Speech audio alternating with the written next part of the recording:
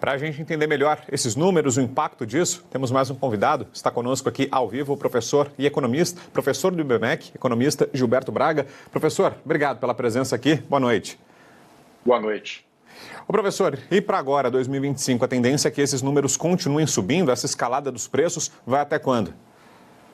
Olha, a tendência é que se mantenha assim, pelo menos até o terceiro trimestre. Inclusive, é importante a gente destacar que hoje o presidente do Banco Central, o Galípolo, ao fazer a sua carta de justificativa para tentar explicar para o Congresso, para a nação, por que nós estouramos a meta com esse PCA de dezembro no acumulado, né, o fechamento de 31 de dezembro, 12 meses, ele acredita que só será possível termos a inflação dentro da meta no último trimestre de 2025.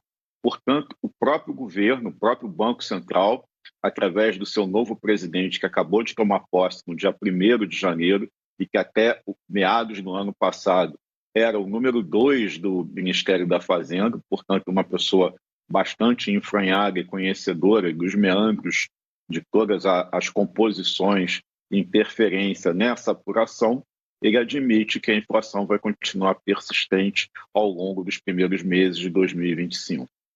E no caso dos alimentos, professor, o que é que explica esse aumento?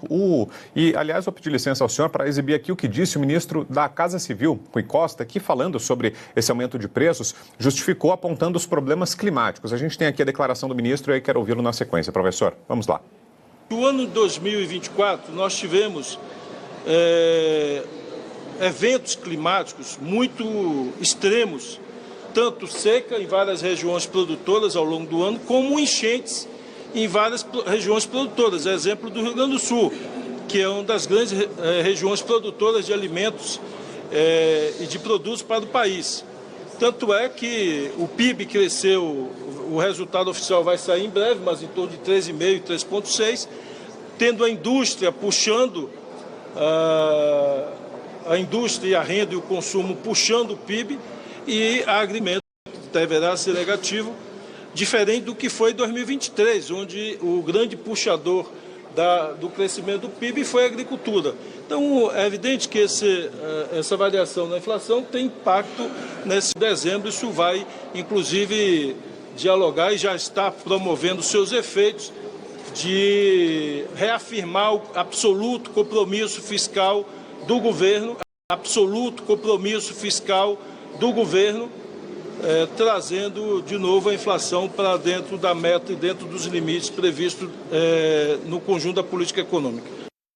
Está correta, professora, essa explicação do ministro? Foi só o clima ou tem outros fatores, especialmente no caso dos alimentos? Olha, de uma certa maneira, a questão do desequilíbrio climático ajuda a explicar boa parte dessa variação.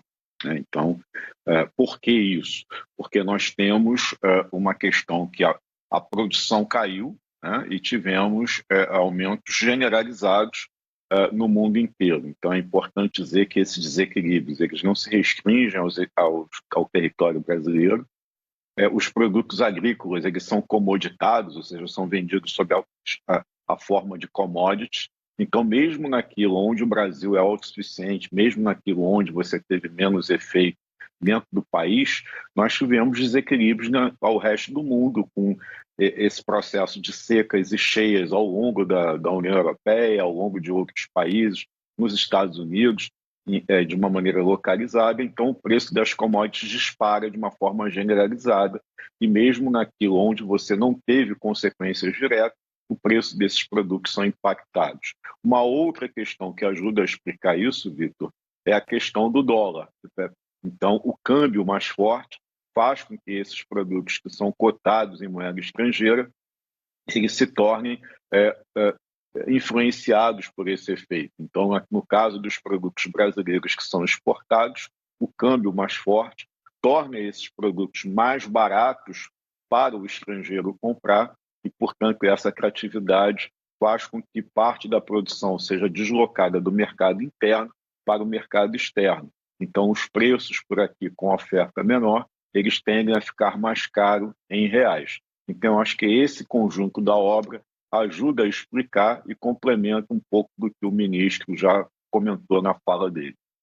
Ô professor, e falando justamente do dólar, que o senhor citou agora, a tendência é que o dólar continue num patamar alto, né? Porque o mercado ainda vê com muita desconfiança as medidas de ajuste fiscal do governo, aliás, acha que a questão fiscal é o grande problema hoje do país, e aí isso é o que está provocando essa disparada do dólar, que passou dos R$6 e não dá nenhum sinal de trégua por enquanto.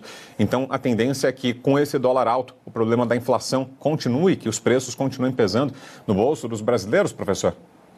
Exatamente isso, né? A gente vive hoje um círculo vicioso, porque são efeitos que estão conectados à questão do câmbio, né? Pressionando o custo de uma forma geral da economia, lembrando que hoje todas as importações de tecnologia, elas são dolarizadas e hoje, de alguma maneira, petroquímica, petróleo, a conta da importação do óleo cru, ele impacta os insumos e as matérias-primas internas brasileiras, então praticamente não existe hoje tecnologia brasileira usada no país sem que você tenha que pagar alguma forma de royalty, seja no desenvolvimento, seja na concepção, seja em algum tipo de máquina ou equipamento.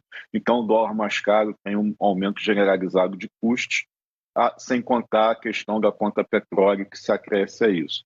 Temos, ao mesmo tempo, a necessidade de manter os juros elevados. Então, o próprio Banco Central, na carta que eu mencionei mais cedo, de explicação por que não ficamos dentro da meta do IPCA, ou seja, da meta de inflação anual, ele diz que os instrumentos que serão utilizados serão principalmente derivados da política monetária. Então, política monetária, leia-se, subentenda-se, elevação de taxa de juros, de taxa Selic, do Copom. Lembrando também que na última reunião de dezembro, o próprio Copom já deixou contratado mais 2 aumentos para o início de 2025. Portanto, temos inflação persistente, taxa de juros elevada e câmbio pressionado. Então, esse é o conjunto da obra e, por isso, só se espera uma melhora com o resultado fiscal, se ele ocorrer, para o final do ano de 2025. Muito bem, a análise do professor Gilberto Braga, professor do IBMEC e economista, ao vivo com a gente aqui no Edição da Noite. Muito obrigado, viu, professor, pela presença. Um ótimo final de semana por aí. Boa noite a todos. Boa noite.